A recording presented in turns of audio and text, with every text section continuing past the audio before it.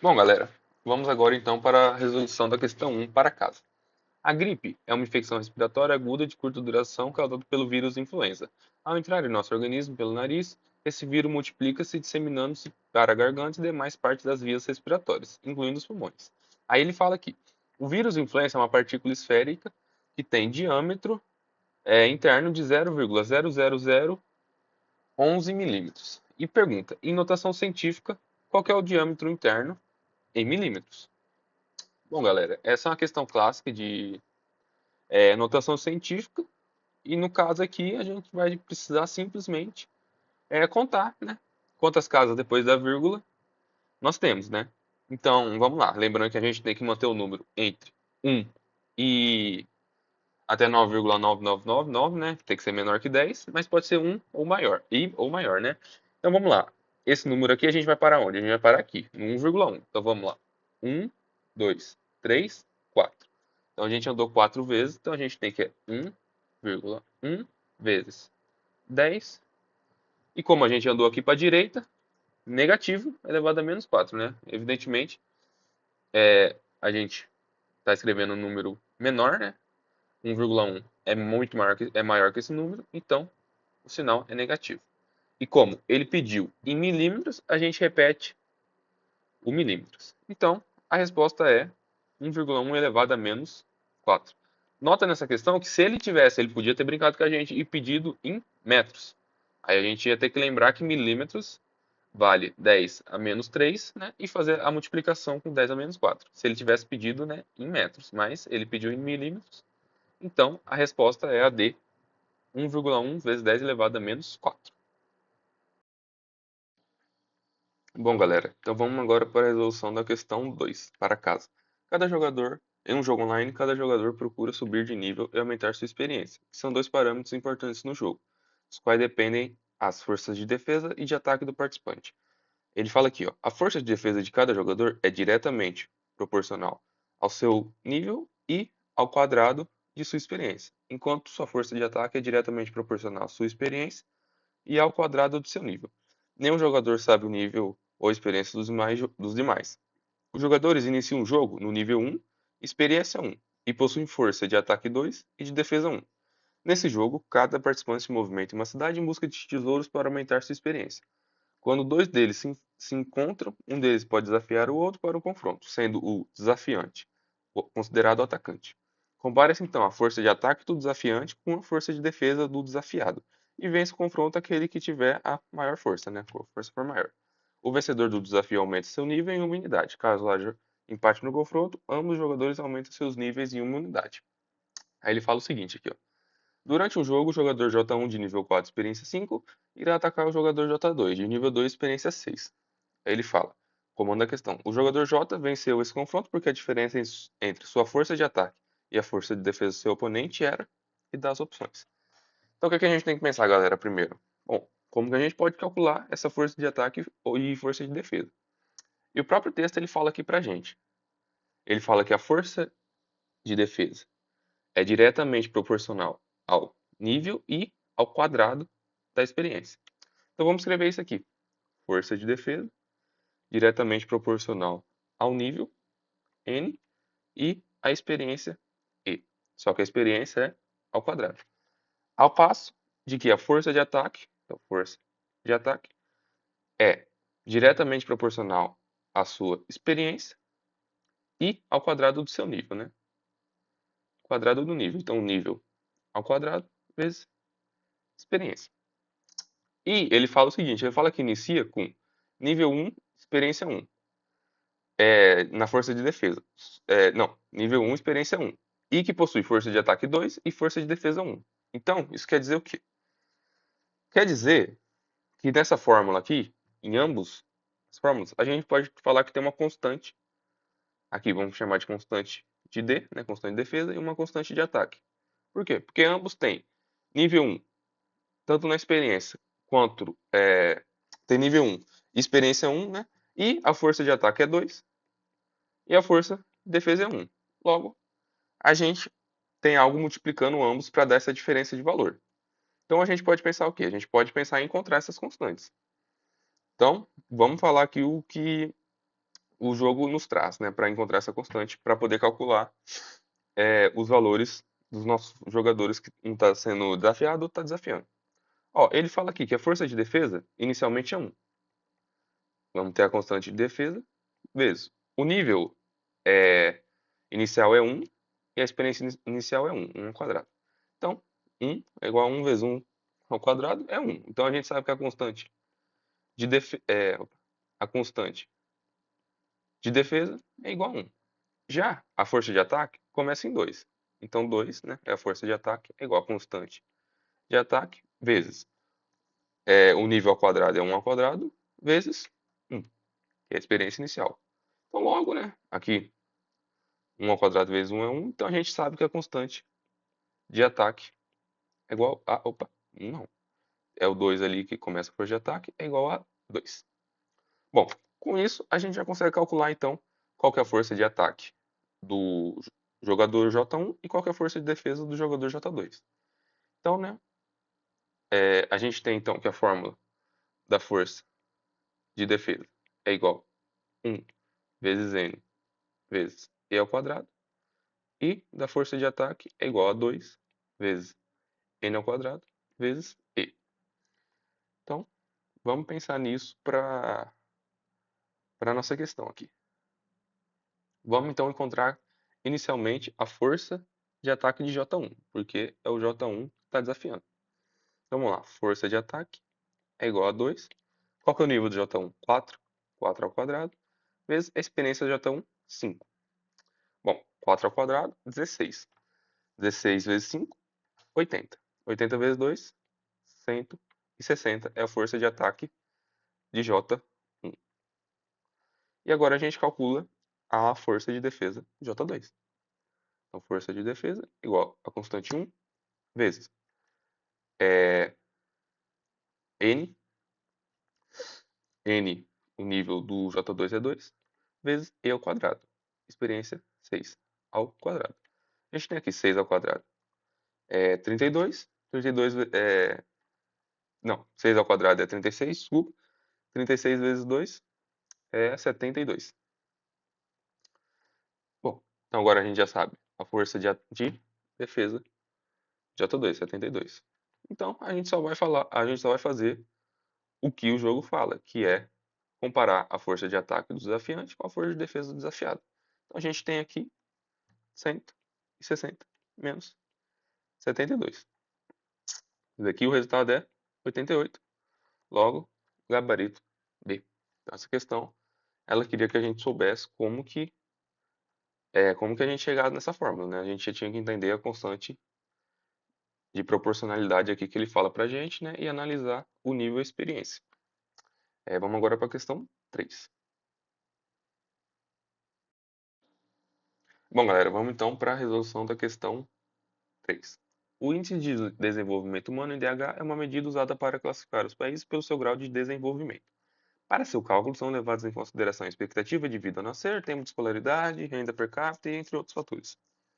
Ele fala aqui, ó, o valor desse índice é 0 e 1, né? Porque ele quer dizer que fica entre 0 e 1.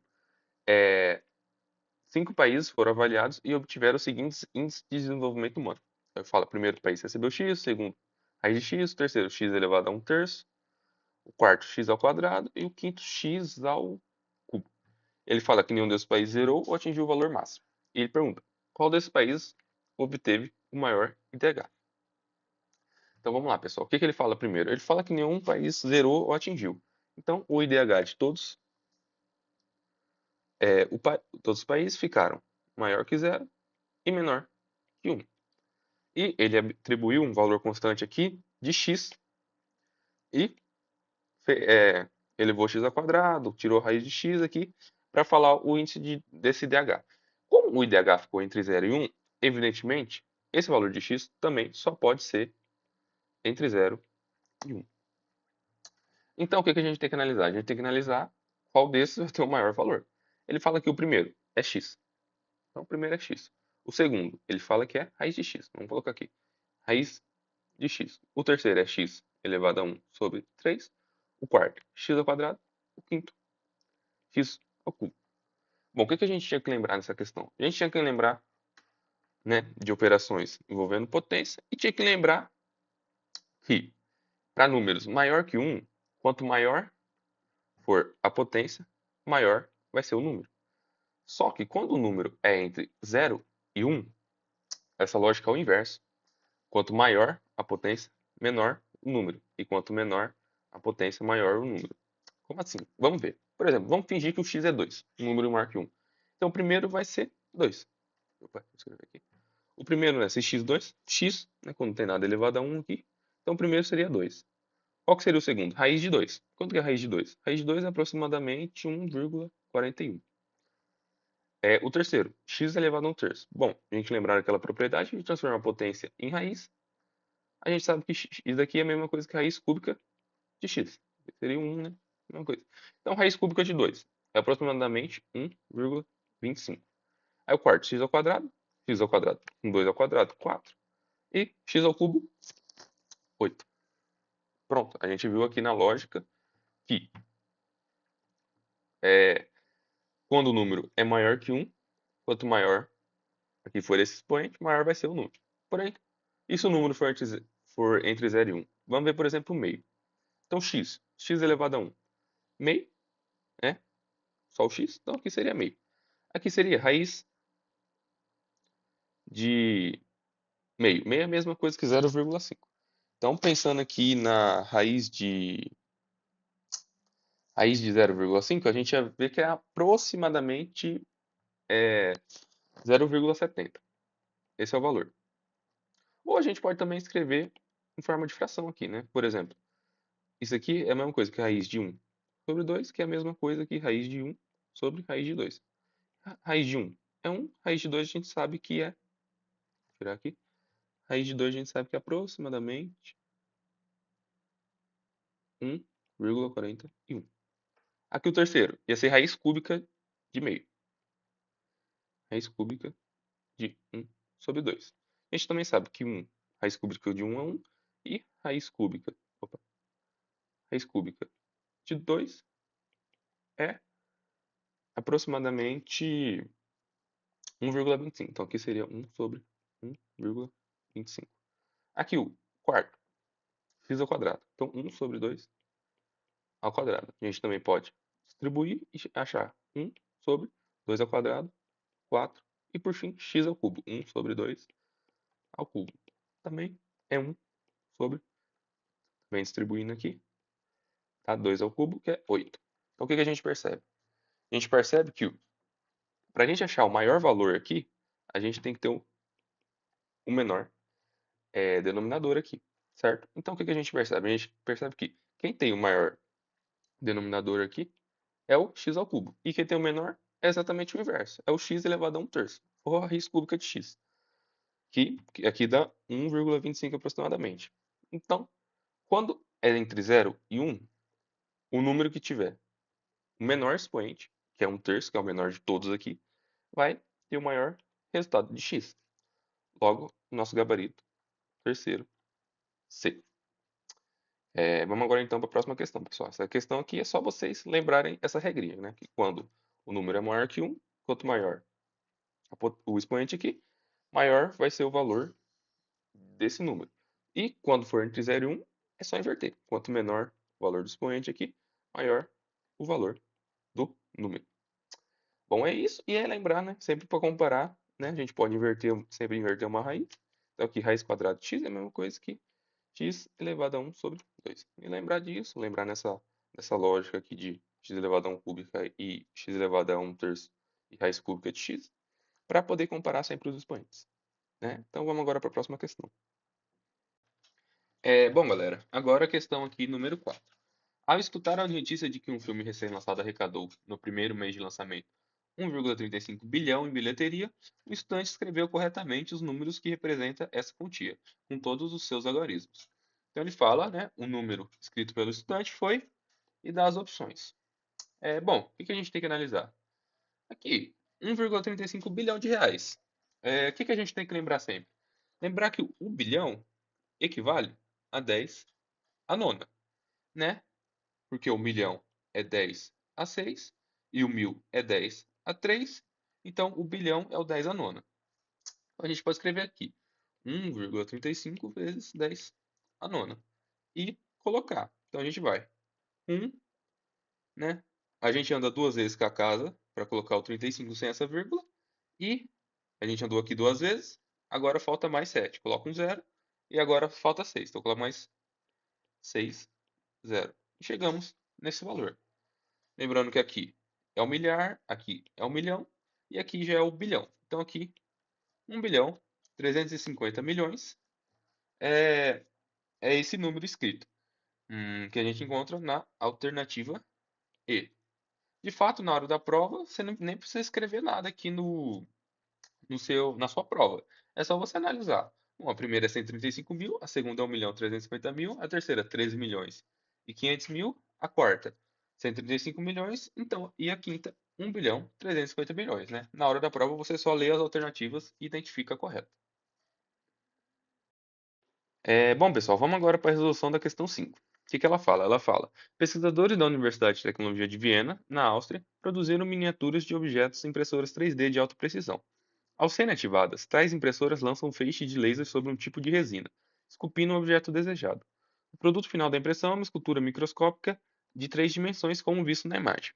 Aí dá a imagem aqui e fala: a escultura apresentada é uma miniatura de um carro de Fórmula 1, com 100 micrômetros de comprimento. Né? Ele diz pra gente o quê? Um micrômetro é a milionésima parte de um metro. Usando notação científica, qual a representação do comprimento dessa miniatura em metro? Bom, pessoal, na hora da prova é muito importante vocês grifarem nessa parte aqui, ó, porque ele quer a representação em metro. Não pode esquecer disso. Bom, como que a gente vai para resolver essa questão? Primeiro, você podia lembrar que micrômetro, né? Esse micro significa 10 elevado a menos 6. Aí você só ia escrever 100, porque ele tem 100 micrômetros, é a mesma coisa que 100 vezes 10 a menos 6 metros, né? Porque ele quer a questão em metro. Aí 100 é a mesma coisa que 10 ao quadrado vezes 10 a menos 6. Bom, multiplicação aqui de potência de mesma base, a gente só soma aqui. Então, 2 mais menos 6, igual a menos 10 a menos 4. Bom, metro. Então, é, a resposta a gente já sabe que é 1 vezes 10 elevado a menos 4. Bom, mas mesmo se você não soubesse que o micrômetro é 10 a 6, a própria questão vai te falar aqui, ó. Então, nessa parte ela fala: um micrômetro é a milionésima parte de um metro. O que que significa a milionésima parte de alguma coisa? É você pegar essa coisa, né? Você pega um metro. A milionésima parte dele é dividir ele por um milhão, né? Então, 1 milhão. Temos aqui 1 milhão. Bom, e 1 milhão, evidentemente, se a gente olhar aqui as casas decimais, né? A vírgula dele está aqui. Se a gente andar até ficar em notação científica, a gente tem 1, 2, 3, 4, 5, 6. Opa, andamos 6 vezes, né? 10 a 6. Então, a gente sabe que a milionésima parte de alguma coisa é 1 sobre 10 a 6 dessa coisa. E como tem 100 micrômetros, a gente coloca aqui 100 vezes 1 sobre 10 a 6. Opa, a 6. 100, evidentemente, é 10 ao quadrado, dividido por 10 a 6. Né? E a gente tem aqui a divisão. Potência de mesma base, a primeira, 10, 2, primeira, menos segunda, 6, que é igual a 10 a menos 4, que a gente chega na mesma resposta. Mas é óbvio que é muito importante a gente já chegar para a prova sabendo o que é um micrômetro, que é 10 a menos 6, né? E também é bom a gente saber o que ele pode falar além de milionésima. Ele pode falar também milésima, milésima parte. Aí a gente já não está dividindo mais por 1 milhão. Milésima é de 1000. Então a gente está dividindo por 1000. Ou multiplicando, né? Enfim. Mas quando é 1000, a gente, né, pensa em 1000, a gente pensa em 10 a 3. Ou ele podia ainda falar bilionésima. Bilionésima já vai dar a ideia de bilhão, né? Bilionésima. A gente tem a ideia de bilhão, que é 10 a nona, né? 10 a 9. Bom, como foi milionésima, a gente lembrava disso. Então é muito importante a gente saber trabalhar com a notação científica nessa questão e saber essa relação de micrômetro, milímetro, tudo esse tipo de coisa. Vamos para a próxima questão. Bom, galera, vamos agora então para a resolução da questão 6. Diz o seguinte: um laboratório utiliza uma substância cujo volume é de 0,00032 litros. Em notação científica, esse valor é. Bom, então a gente tem que lembrar, né, como coloca em notação científica. Então a gente tem que pegar um número maior, analisar um número e colocar ele primeiro entre o valor maior ou igual a 1 e menor que 10. No caso aqui seria o 3,2. A vírgula está aqui inicialmente, então a gente vai contar quantas casas a gente vai andar, né? 1, 2, 3, 4. Opa, a gente andou 4. Então a gente vai escrever esse número em notação científica como 3,2 vezes 10 elevado a menos 4 litros, né? Por quê? Porque a gente andou para a direita, né? Esse número é um número pequeno que a gente está aumentando. Então, a gente coloca o sinal negativo, tendo a resposta desse número, dessa questão, letra C. 3,2 vezes 10 a menos 4. Vamos para a próxima questão agora. Bom, galera, agora a resolução da questão 7. A expressão numérica 2 elevado ao cubo vezes 2 elevado a 5 é equivalente a... Bom, a questão bem direta, a gente tem que lembrar de propriedades de potenciação. Bom, nós temos aqui dois números de mesma base, né, sendo multiplicado. Então, o que a gente faz? A gente mantém a base, e como é uma multiplicação, a gente soma, né, os expoentes. Então, 2 elevado a 3, aí o 3 mais 5, que é igual a 2 elevado a 8. Bom, uma questão bem direta perguntando sobre propriedade, né? Lembrando, se fosse aqui uma divisão, a gente só ia inverter. Em vez de fazer 3 mais 5, a gente ia fazer 3 menos 5, né? Na divisão. Como aqui é uma multiplicação, a gente soma os expoentes, né? A base é igual, né? Então a gente pode somar e chega aqui a resposta A. Vamos agora para a próxima questão. Bom, galera, agora a resolução da questão 8 para casa. Ele fala: uma medida científica é igual a 5 vezes 10 a menos 4 metro. E pergunta: em forma decimal, esse valor corresponde a. Bom, o que a gente tem que lembrar nessa questão? Tem que lembrar o que significa esse 10 a menos 4. Significa que do número original, que ele era, né, que era 0, alguma quantidade 0,5, ele andou 4 vezes com a vírgula. Então, a gente tem que fazer o reverso, né? A gente tem aqui o 5, alguma coisa, e tem, vamos colocar um monte de zero aqui, e tem que andar agora 4 vezes, é, 4 vezes com essa vírgula. Bom, então a gente pensa, a gente tem aqui o 5, vamos andar agora aqui para a esquerda. Por quê? Porque o valor é negativo. Então, esse valor é um valor pequeno, então a gente anda para a esquerda. Quantas vezes? 4 vezes. Vamos lá. 1, 2, 3, 4. Então, parou aqui. Então, o nosso número em decimal, ele é 0,005, né? Evidentemente, porque se a gente andar 1, 2, 3, 4 vezes, a gente chega a 5 vezes 10 a menos 4. Então, a resposta aqui é a B. Bom, questão bem direta, né? Se você, na hora da prova, se esquecer e tiver alguma questão parecida com essa, você se esquecer de andar, confundir, é só você pensar nas próprias alternativas, né? Aqui você lembra que é 5 a menos 1, aqui 5 a menos 2, aqui 5 a menos 3, aqui 5 a menos 4, que é a nossa resposta. E aqui seria, né? 5 vezes 10 a menos 5. Bom, é isso, uma questão que você faz rapidamente na sua prova. Estamos finalizando, vamos agora para a questão 9. Bom, pessoal, vamos agora então para a resolução da questão 9. Ela diz o seguinte: o valor de raiz de 196 vezes 10 a menos 1 é, e nos dá as opções. Bom, o que a gente tem que lembrar dessa questão? Qual que é o valor de raiz de 196? Bom, esses valores de raiz, tem alguns valores que vocês têm que decorar para a prova, né? Então, né? Evidentemente, 2 vezes 2 né, raiz de 4, raiz de 16, enfim. Algumas raízes você tem que ir decorado da prova. E 196 é uma delas. Por quê? Porque raiz de 196 é 14, né? 14 vezes 14, 196. E é sempre interessante você ter essas raízes decoradas. Acho que pelo menos até a raiz de 20, né? A raiz de 20 não, desculpa, até a multiplicação, né? 20 ao quadrado, né? Você saber que é 14 vezes 14, 15 vezes 15, 16 vezes 16, né? É bom você saber para a hora da prova. Até o 20 vezes 20. Por quê? Porque vai aparecer esse tipo de raiz, né? Raiz de 269, né? Raiz é, desse tipo de número sempre aparece, é muito comum. Então, a gente tem aqui 14 vezes 10 a menos um. Opa, desculpa. Menos 4 não, menos um. E lembrar que 10 a menos um anda para casa, anda com a vírgula. Você quer voltar uma vez. Então, 1,4.